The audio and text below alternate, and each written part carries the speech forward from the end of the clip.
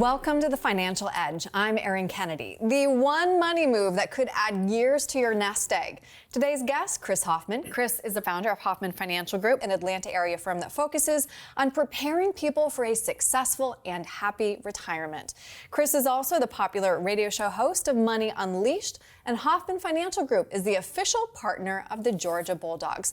Chris, it's good to see you. Good to see you. Let's address the number one fear of most retirees. Running out of money? Running out of money. I know you've heard this one before. I have. So one way to make your money last longer would be to figure out how to keep all of it in your pocket as opposed to sharing it with the government. Yeah, right? so one of the biggest challenges that we have, even as financial advisors, but certainly as the investment community, is the government's in control of how much of our money we get to keep. That even sounds weird for me to say out loud, but if you have a bunch of pre-tax IRA or 401k money, you have to watch the income tax rates and the brackets and who's in the White House and who's calling the shots on income tax rates. That can be pretty scary. Right. Because right now we believe if you had to place a bet, you probably would say tax rates are relatively low compared to where they'll be 5 years or so from now.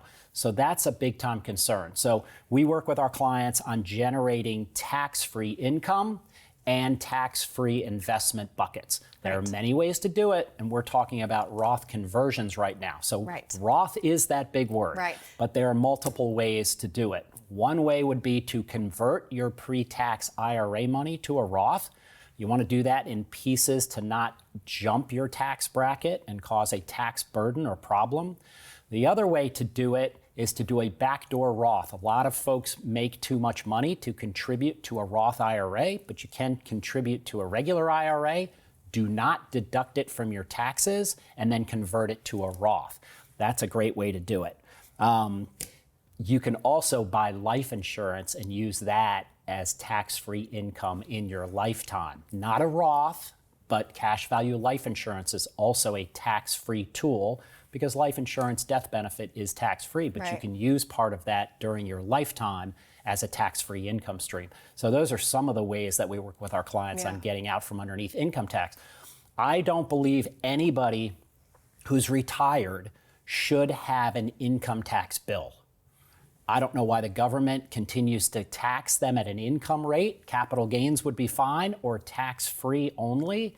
But it's an assault on seniors. Anybody in their 60s, 70s that's paying income tax because they're removing their money from their pre-tax IRA, required minimum distributions force it, I think is not fair or right. So we're fighting against that by creating tax-free investment strategies for our clients. Or I could vote you into office. Oh, well, just yeah, let me know too. when you're interested. Fed chair, maybe, not president. Okay.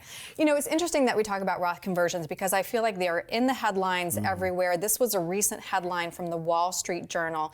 And so we've talked about how converting your tax-deferred accounts can add years to your nest egg. And that's probably why we also saw Roth conversions saw a 44% jump in 2024. People do want to take advantage of today's historically low tax rates. But President Trump has pledged to extend his tax cuts. So are we still under the gun? Is now the time that we should still be considering a Roth conversion? You should always consider a Roth conversion, even if tax rates go up.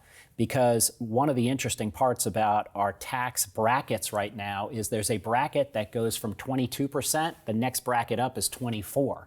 So even if you bounced from 22% federal tax to 24% federal tax, you're only affecting it by 2%. That's palatable. We can bite off that tax payment to create a tax-free income stream and tax-free bucket of investments moving forward. And then all of that growth is tax-free, not just to you in your lifetime and your spouse's lifetime. It's also tax-free to your kids. Now you can create generational wealth. So it's especially powerful for estate planning. So what are some risks or downsides, though, that we should consider when we're talking about a Roth conversion? Yeah, so a lot of folks will say, I want to convert $100,000 or $200,000, and they won't go back and do the math. Encourage your financial advisor to talk to your tax professional. You link those two brains, the investment side and the tax side, or if your financial advisor has a a background in tax or they have somebody on staff that can do taxes, then you can use them. But you've got to marry them up and make sure that you're not causing a tax consequence that you didn't expect. So it's not a matter of just picking a number out of the blue and saying, I want to convert it all or half of it. It's how much can I convert to just go from 22% to 24% maximum, not jump any higher? And is that palatable? The other thing to look at doing a Roth conversion is you need to have cash to pay the tax bill. Do not pay the tax bill from the IRA money that you're converting, because you'll lower it. If you converted $100,000 and you have to pay tax on it, and you only have $70,000 that you're investing in Roth, now you've got to increase it by $30,000 to get back. Yeah. So if we have idle cash right now, the stock market's been very good for us, so maybe we've got some gains that we can use and sell out of and create cash.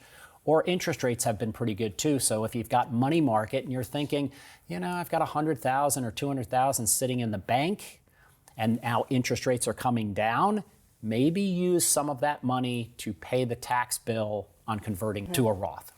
And in addition to essentially making sure that we don't jump into a higher tax bracket, another reason I know that you talk through with clients right now, making sure that we have a long runway, because the growth of that tax-free money is what's incredibly powerful. Yeah, and it's, again, the government can't get their hands on it. So if you've got $1 million in tax-free Roth money, it's $1 million.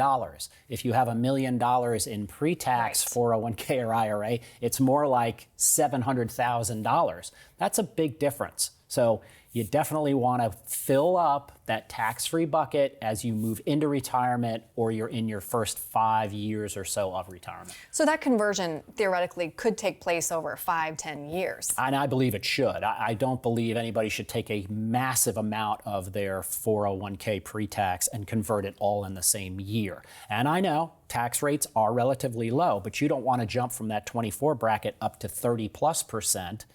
That's too much, in my opinion. So again, it's an in-depth study. It's done on an individual basis or an individual family, and no two scenarios are the same. So we can look at it, but typically we do it over a period of years, not just in 1 year. Right, but the sooner we can have that conversation, the better. Absolutely. So again, the time to act is now.